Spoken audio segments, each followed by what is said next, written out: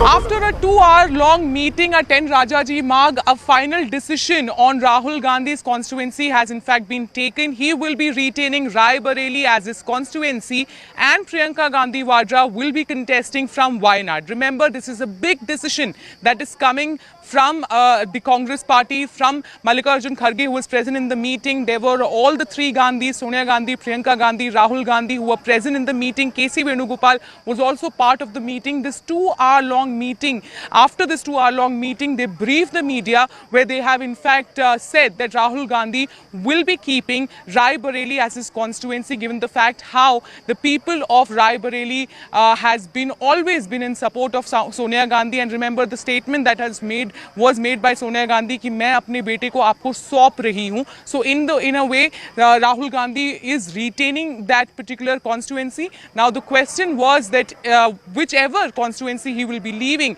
who will be contesting from that particular constituency for the by-polls. Now that decision also has been taken in this 2-hour-long meeting. It is Priyanka Gandhi Vadra who will be contesting from Wayanad, and this is exactly what the allies of the Congress party in Kerala also wanted.